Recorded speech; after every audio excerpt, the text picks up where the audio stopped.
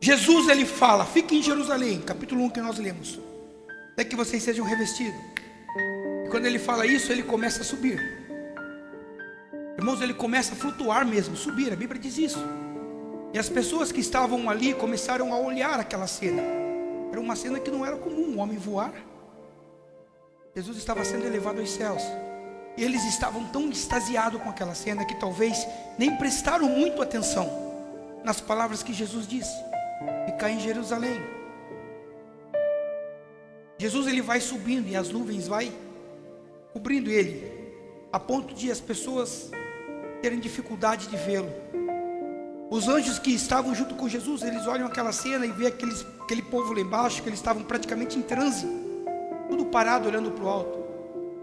A Bíblia diz, nos capítulos que nós lemos, que eles descem lá e fala bem assim: varões galileus, por que estáis olhando para o alto? Este Jesus que subiu, vai chegar um dia que da mesma forma que ele subiu, ele vai vir. Eu imagino que o coração deles tenham queimado quando eles ouviram isso. Se ele subiu dessa forma, ele vai vir dessa forma. E ele só nos pediu uma coisa: fiquem em Jerusalém até que vocês sejam revestidos. A Bíblia diz que eles desceram do Monte das Oliveiras e foram para o cenáculo, justamente onde eles receberam o Espírito Santo, no lugar aonde Jesus ceiou com eles, mesmo lugar. Imagino eles chegando nos cenáculos e começando a orar, começaram a buscar. Vamos apertar um pause nessa cena aqui. Vamos voltar para a cena de Jesus. Eu vou ali, pause, Jesus aqui. Jesus subindo aos céus.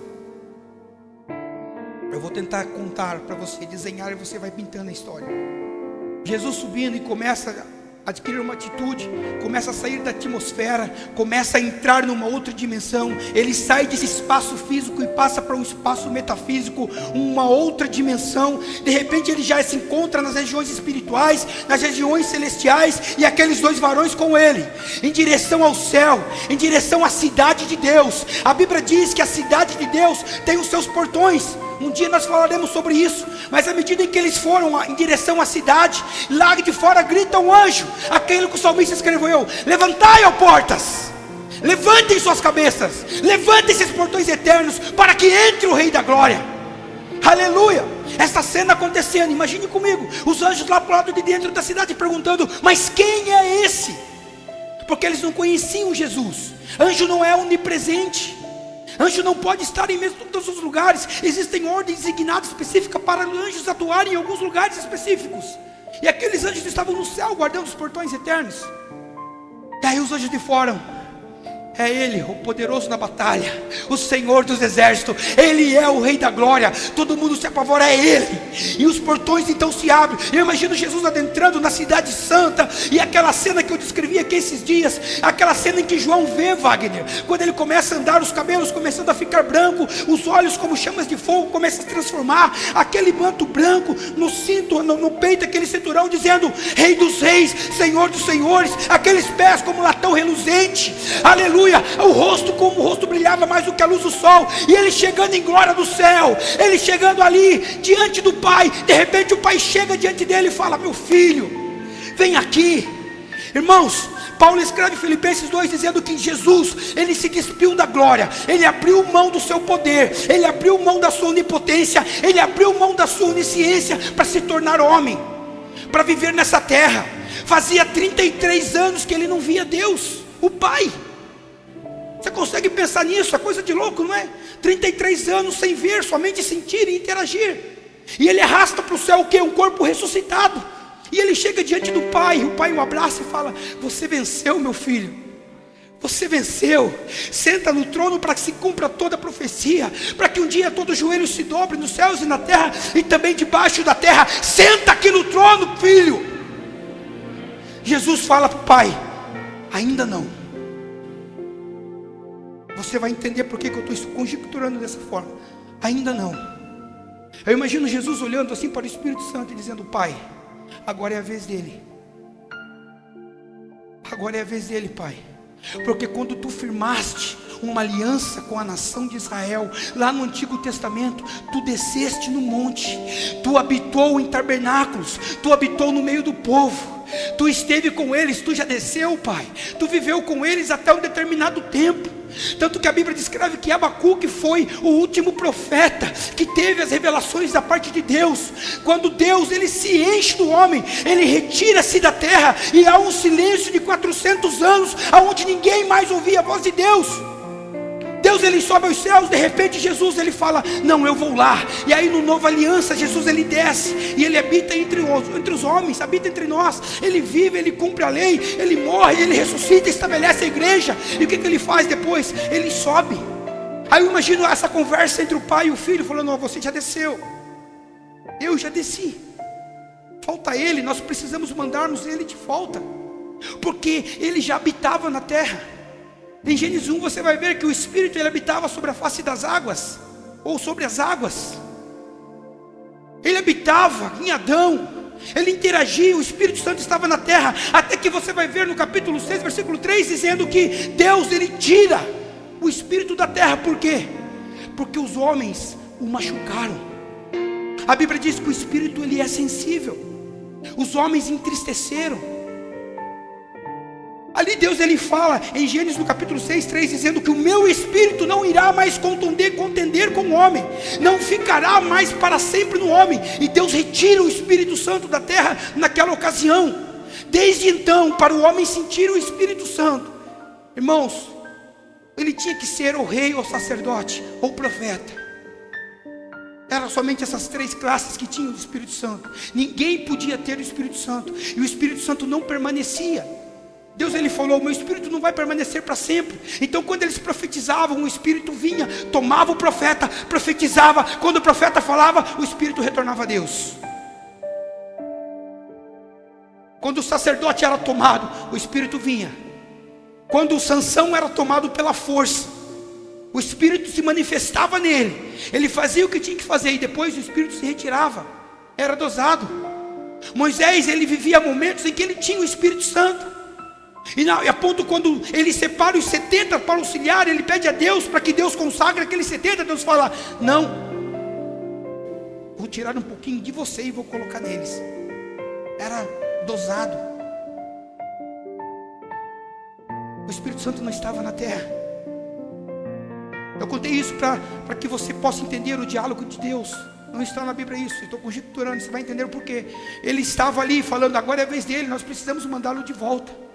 E Jesus, e Deus trazendo a memória, falou, não, eu já tirei porque eles machucaram, porque eles feriram o Espírito Santo, porque eles entristeceram o Espírito Santo, porque eles apagaram o Espírito Santo, porque eles não quiseram para ele o Espírito Santo. Isaías vai dizer isso no versículo capítulo 63, versículo 10. Deus fala pela boca de Isaías dizendo bem assim, olha, o meu povo se tornou um povo rebelde, e eles maltrataram o meu Espírito e negaram o meu Espírito. Deus, quem sabe, estava hesitando novamente em mandar o Espírito, porque temia o que poderia acontecer novamente. Só que Jesus olha para Deus e fala bem assim, Pai, fica tranquilo, porque eu já os alertei. É por isso que Jesus, quando esteve em terra, cada vez que ele falava contra o Espírito Santo, ele pedia para que o homem tomasse cuidado acerca do Espírito Santo, a ponto dele chegar e falar bem assim, olha, se você pecar contra o Pai, se você blasfemar contra Deus, você tem perdão. Se você pecar contra o Filho, se você blasfemar contra o Filho, você tem perdão. Mas se você pecar contra o Espírito Santo, já era. Não tem perdão. Quem sabe Jesus falou essas palavras para o Pai, dizendo, eu os alertei sobre o cuidado que eles devem ter com esse Espírito que tu vais mandar. Sabe o que Jesus falava, Andressa, quando estava na terra? Eu rogarei ao Pai. Em todas as ocasiões eu pedirei, eu rogarei. Joga o que é rogar no dicionário para você ver o que é. É pedir com muito afinco. é pedir com muita insistência. Não é somente pedir, não é somente falar que está precisando, não, é insistir. Rogar é insistir, insistir, insistir, até o ponto de conseguir. Quando Jesus fala que ele ia rogar ao Pai que enviasse o Consolador, ele sabia que talvez não seria tão fácil, devido a todo o histórico que tinha acontecido com o Espírito Santo aqui na terra. Por isso ele fala: eu rogarei ao Pai, eu rogarei Ele, e Ele enviará. Eu vou pedir com afinco, eu vou pedir com grande insistência, para que o Pai mande. Então quem sabe foi esse o diálogo que ele teve: Pai, manda, Pai, manda. Eu já os ensinei, eu já os alertei, Pai, sobre o cuidado que eles devem ter com o Espírito. E Deus olhando para a terra, olhando para o Filho, quem sabe Jesus falou: viu, Pai, faz o seguinte, arrasta a linha do tempo, algumas horas depois que tu mandar o Espírito Santo, você vai ver o que vai acontecer com o Pedrão. Quem sabe Deus adianta o tempo e olha, o Pedro cheio do Espírito Santo pregando, e 3.000 almas se rendendo a Cristo. E Deus volta o presente, olha para Jesus, olha para o Espírito Santo e fala: vai. Chegou a vez dele, imagina o Espírito Santo falando para os dois: que jeito que você quer que eu vá? Da mesma forma que eu fui falar com Elias quando ele estava naquela caverna, numa brisa suave. Sabe o que Deus falou para ele? Lembra? Momentos antes de você falar com Elias numa brisa suave, como que você desceu naquela caverna? A Bíblia diz: com raios, trovões, fogos, tremores. Então você não quer que eu desça numa brisa suave, Pai? Não. Lucas escreve como ele desceu, capítulo 2 de Atos: como um vento, veemente, impetuoso. Deus falou bem assim: ó, lá embaixo, nesse dia, tem milhões de pessoas em Jerusalém, e tem apenas 120 orando. 120 pessoas orando no meio de milhões. Era uma grande festa. Olha, eu contei a história na semana passada para que você pudesse ter a magnitude do que estava acontecendo em Jerusalém. Aí quem sabe Deus falou: desce, não somente desce, mas aterrissa e enche aquela casa com poder e glória. Enche com fogo, enche os nossos filhos com poder e glória, para que eles possam trazer um impacto, a ponto de 3 milhões de pessoas não ser o suficiente para suprimir aquilo que eu vou fazer com 120 homens. Aleluias.